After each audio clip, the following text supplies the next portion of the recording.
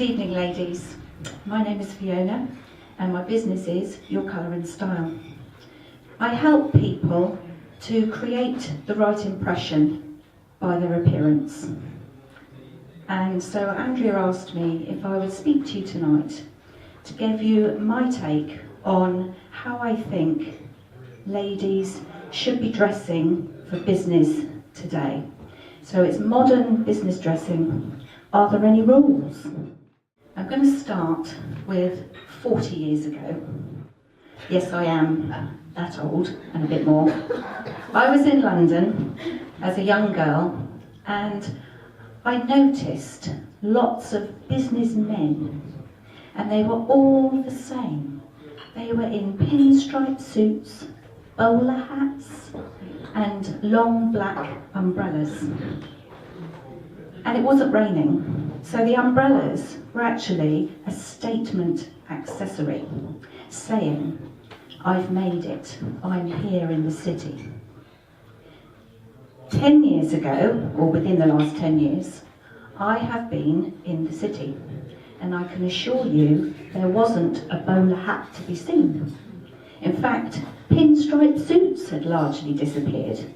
And of course, the statement accessory was now a telescopic umbrella, which could be poked into the laptop bag. So that's the men. Things have changed. And I thought, how can I show you how I think it's changed for women? And I suddenly had a brainwave. How many of you watch or have watched The Apprentice? Good. So have you, like me, watched it over the years? Now, have you noticed anything different? I've printed off a picture of the candidates from 2006 and the candidates from last year, 2016, decade different. Can you, even from a distance, spot the major difference? 2006, 2016. Colour. Now, there is also another difference, which you might need to inspect a bit closely, but also, if you were watching the series, did you notice that the ladies would go into the boardroom without jackets?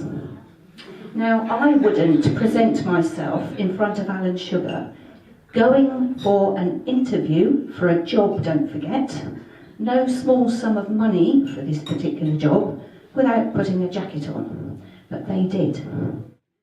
There is another difference as well. If you look closely at these pictures, and of course you can, the women in the 2006 picture largely are in trouser suits. And last year, the women mostly wore dresses, colourful dresses. So my take on that is, were the candidates 10 years ago thinking that they needed to compete with the men and look like the men? Whereas now, there's a lot more femininity in the workplace. Women are not afraid to present themselves as feminine women in the workplace. Point number one, things have changed and they will continue to evolve. Point number two, because of the colour, I think there's a lot more tolerance now for colour, patterns, texture, and actually fashion going on in the workplace. Is that a good thing? Gives us more flexibility. Alongside this, it might be something to do with the equality employment legislation. So women now are allowed to wear trousers in the workplace and flat shoes if they like, because who's going to tell them off? I don't know if any of you are aware of, it was Nicola Thorpe. There was a bit of a rumpus only last year. She was an agency worker They put her in an office and she went in without high heels on and they sent her home. 2016, it still happens. So point number 2 is actually you need to be aware of what is appropriate for the organisation. But it could be what is appropriate for the industry, and it could also be, don't forget, appropriate for the people in that organisation or industry, because it's all about our attitudes, and what one person thinks is acceptable, another person may not. So my point is, if you're working with an organisation, you need to do some research, and you need to check out what their attitudes might be, what their dress code might be, so that you don't fall foul accidentally, because you could come a cropper with quite a faux pas. Another little story. 15 years ago, I had a new member join my team when I was employed.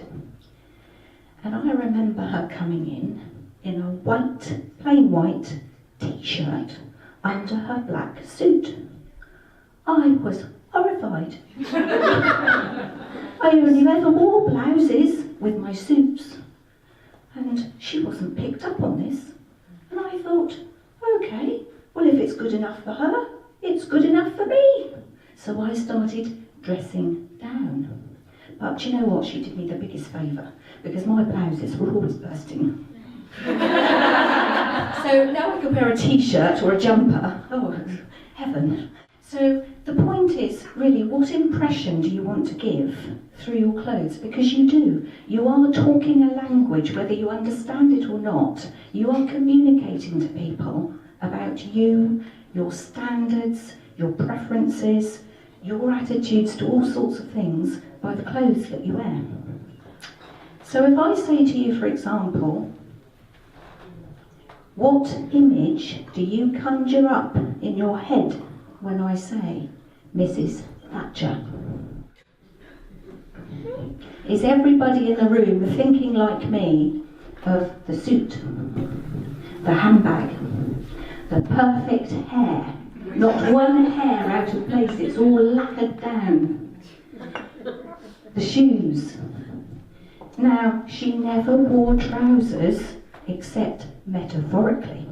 So here is a woman who ran the country, the first female Prime Minister, who never wore trousers but was utterly respected.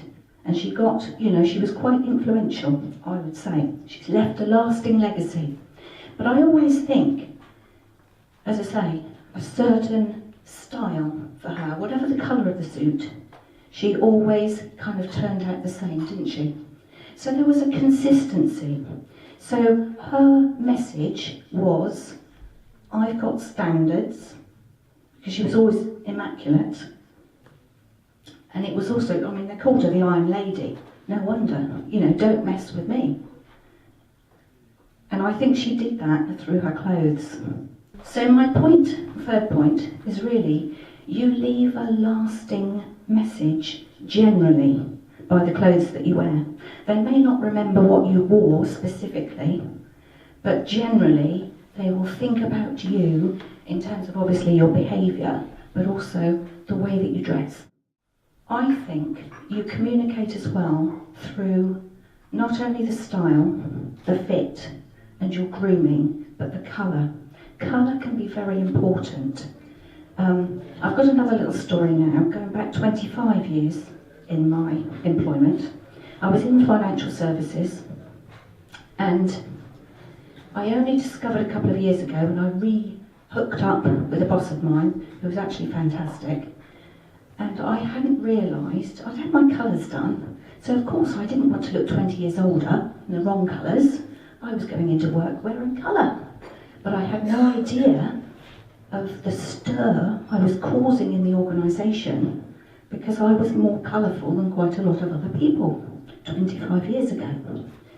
And my boss, 2 years ago, she said to me in the conversation that people were commenting to her that they thought I was the boss, because she always wore black and white and I was coming across confidently by wearing colour.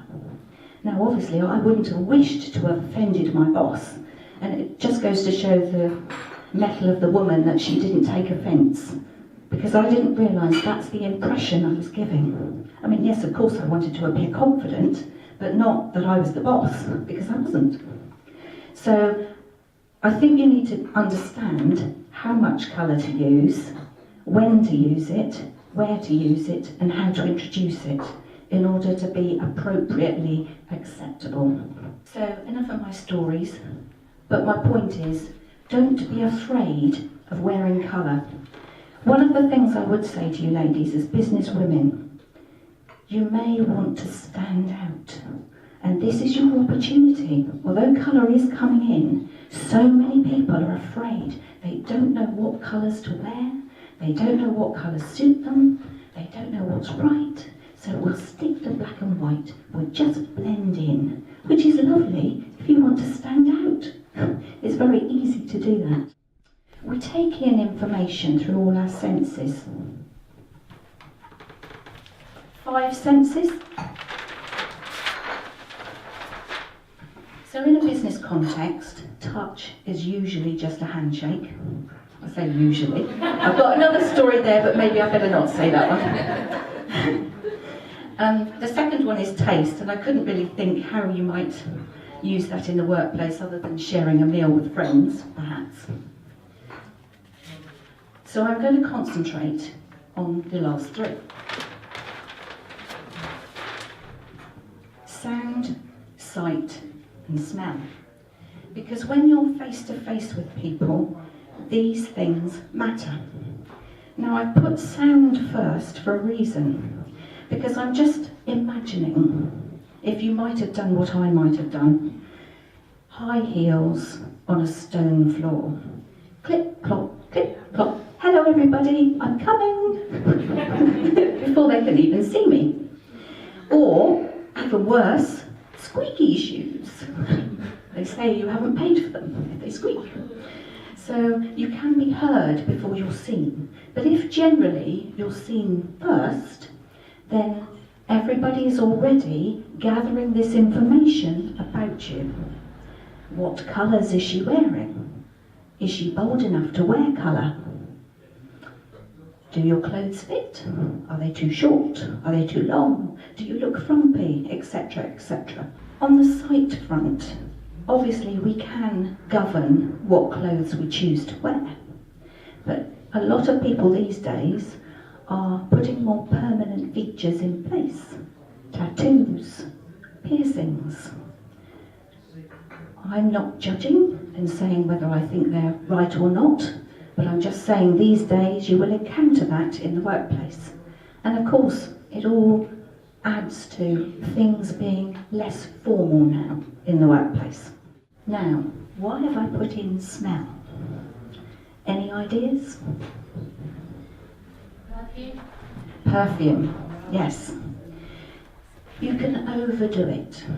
Now, I think what you're trying to achieve in the workplace is to be taken seriously as businesswomen, to be professional, amongst other things.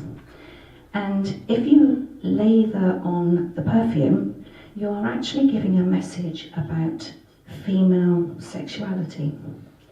And I don't think that's the appropriate thing to do in a workplace, personally. Plus, your sense of smell is closest in the brain to memory. So you will leave a lasting legacy that you may not wish to if you love your perfume, but the person you're with doesn't. So you do need to think about, body odour, but there's also something else. Think how, if you are in close quarters to somebody, you might need to think about the coffee you just had, or having alcohol at lunchtime if you've got an afternoon meeting. Or in my case, I used to only have garlic on a Friday or Saturday night, so that by Monday it had all gone out of the system. Because if I'm speaking close to somebody, it's not very nice. I'm going to talk about getting dressed now. How long do you take to get dressed? Really, what I want to convey is how if you plan and prepare as you would for anything in your business to be successful, then number one, you'll be quicker, and number two, you're less likely to have this faux pas. I would suggest there's two considerations: practicality and formality of the situation you're going to be in. So, who thinks and plans ahead and thinks, what am I going to wear tomorrow? What makes you think, I want to pull that out instead of that? Sometimes it depends what's clean and ironed. Exactly. It's the planning, isn't it? Yes, there's nothing worse than diving for your favourite thing and realising it's in the wash bag. Anything else? The weather.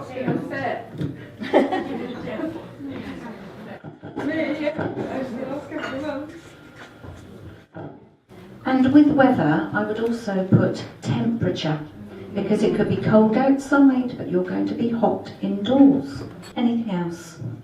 It depends whether I'm going to try and get a new client or an old client. Absolutely.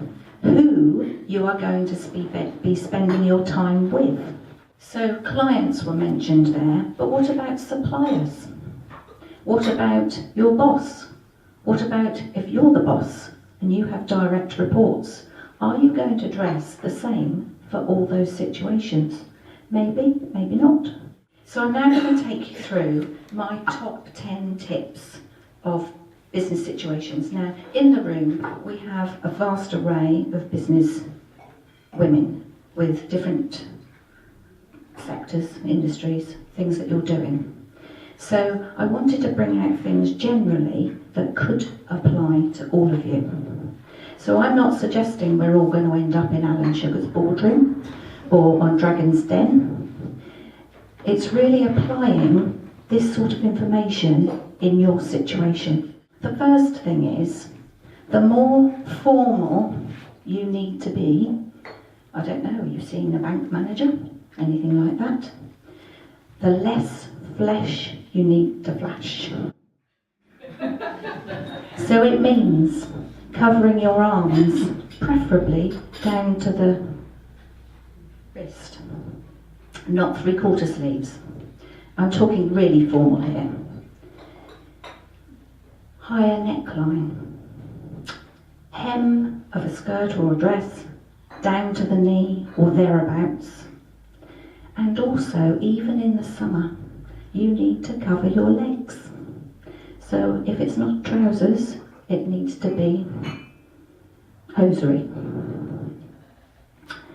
Some of you might think, oh, it is awful, but that is the most professional look.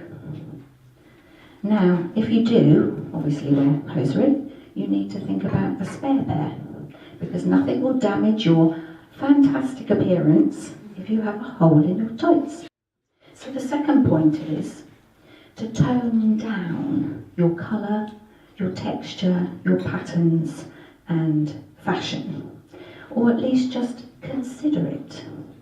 As I say, the more formal, the more you need to perhaps go conservative, just to be safe. Thirdly, you would pick your darkest colours from your palette for the major items, as in skirt, trouser suit, jacket, things like that. Fourthly, a skirt suit is still considered more professional than a trouser suit, but of course you've got to think practicality. Fifth, clothes need to be not too tight fitting, partly to give you a bit of comfort, but partly so it doesn't attract the wrong idea. Point 6. The clean and ironed. They need to be spotlessly clean. It's no good having a stain down the front. They need to be ironed, and they need to be smelling fresh. Because sometimes when you put things back in the cupboard, you bring them out, something's happened to them. Or your coat, when you get your coat wet, ever notice that musty sort of smell? So just think again about this smell thing, and it's closest to the memory. Another point I would say is it's ideal to have a bag or a handbag or your computer bag or whatever bag it is, not both. And the reason is that when you go to shake hands with somebody, if you've got the bag in one hand, computer bag, you've got your handbag perhaps over your shoulder, you reach out and your handbag will go whoosh and damage your... be a Bridget Jones moment, won't it? So point number 8, right, accessories. Accessories need to be chic, not distracting. I don't know if you've observed anyone and they're jingle, jangle, bangle, and it's just off-putting. You're not listening to what they're saying. Point number 9, we're nearly there. Shoes.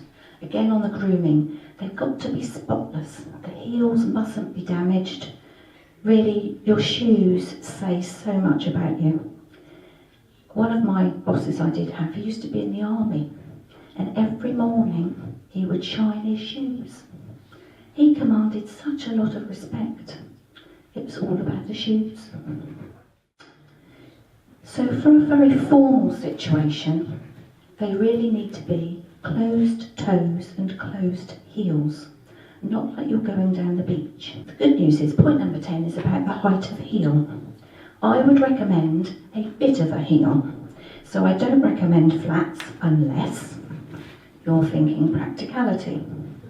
I don't recommend stilettos, apart from the clip-clop, because if you can't walk very easily, that doesn't look good either. So it needs to be something in between that you're comfortable in. But again, if you're standing on your feet a lot, maybe you do need slightly flatter shoes, as long as they're clean.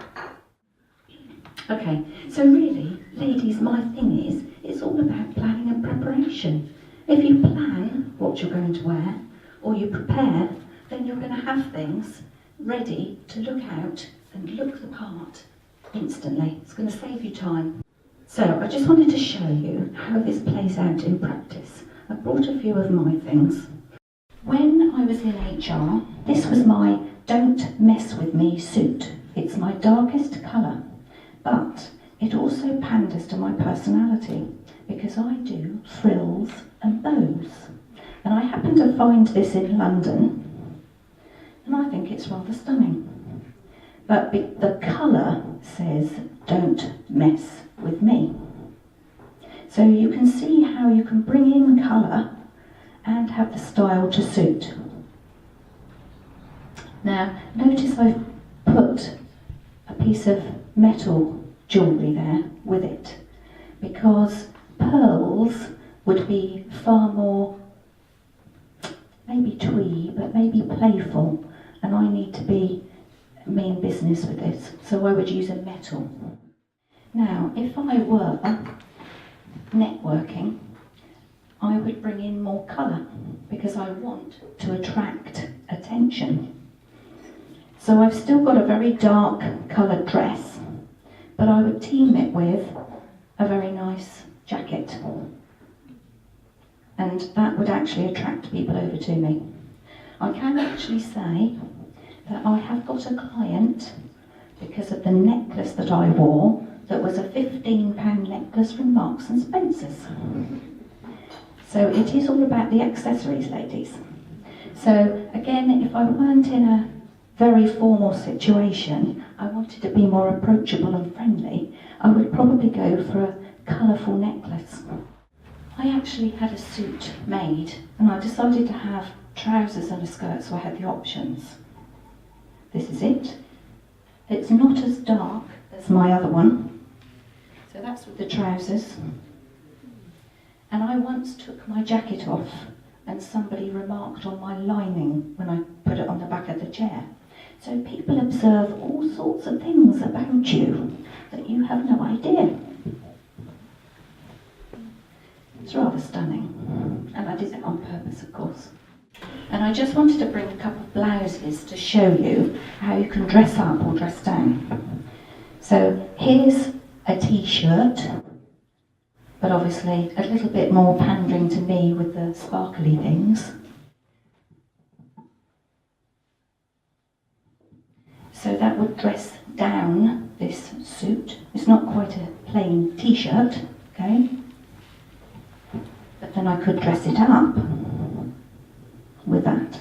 Nowadays, I don't have such formal situations. I do tend to want people to be able to approach me, and so I would have a dress that wouldn't be as structured as those and would be more patterned. So I've got texture, colour and pattern and everything going on here, and that's still in my season. So that's my situation and how you can adapt your clothes, thinking about what you're going to be doing, who you're going to be with. Do you want them to feel comfortable in your presence? One thing I didn't say that you might do about your research. Nowadays, a lot of organisations have a dress down day. And I do know somebody who said, it's lucky I rung them, because I found out I was going into a meeting and they had a dress down day. And so she might have turned up booted and spurred, and they would have felt very uncomfortable that they were dressed down, and she would have felt uncomfortable that she was dressed up. But one of the things I would say to you is, if you're ever in doubt, I would urge erring on the side of more formal than not, because generally speaking, you can take a jacket off and you can suddenly dress down a little bit easier than you can dress up. I wanted to ask Kirsty actually if she would talk to you about how she would now dress with her situation, because it's a bit different to mine. Hello ladies, so most of you know, maybe you don't, I'm a hypnotherapist and I work from home. My therapy room is in my home, and my clients are often very upset, and it's not really a formal environment. I want to be welcoming. So for me, wearing clothes like Fiona does and being so smart is not quite right. It wouldn't fit with my surroundings, and it wouldn't fit with the environment and the setting that I'm trying to create for my clients. So whereas I want them to be, feel comfortable because they're obviously opening up and sharing personal things with me, I like to be formal but relaxed. So I wouldn't necessarily wear a dress like this when I'm working, but I try to be comfortable, but I like to wear clothes that make me feel confident as well. So I did bring some clothes in that Fiona asked, because she had seen that outfit before. So for me, when I'm working, I try to be quite plain, but I like a bit of jazz as well. So this is a jumper that I wore when I spent some time with Fiona at work, and I like frills and sparkles, but that's actually at the back, and it's quite high, but I feel really confident in it because I'm warm, because I'm always cold. So it's important for me that I'm comfortable, and when I feel comfortable, I know that I'm working better as well, but still being open and approachable, but I like to feel like I'm still professional as well. Thank you, Kirsty. I just want to say, when I saw Kirsty, I couldn't take my eyes off her. I was mesmerised by the beauty of that outfit she had on until she told me to close my eyes. Now, where Kirsty is bringing people into her home, she can't wear slippers. So she does need to wear something. So these boots, they look high, but obviously she's walking on carpet. She doesn't have to walk too far. It's great. Nice and simple, as she said. So, thank you. I just wanted to show you how, I made a comment earlier saying I spend more time thinking about my accessories than I do what I'm going to wear. And this is why. This is just a little additional thing I thought I'd show you. So I've been, don't mess with me, but in the evening I'm going out with the girls. I'm in London, I'm not going home. So how would I do that with this?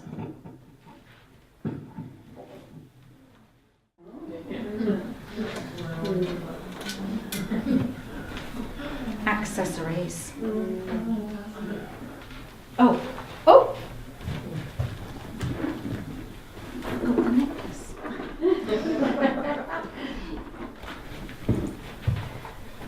forget my sparkle.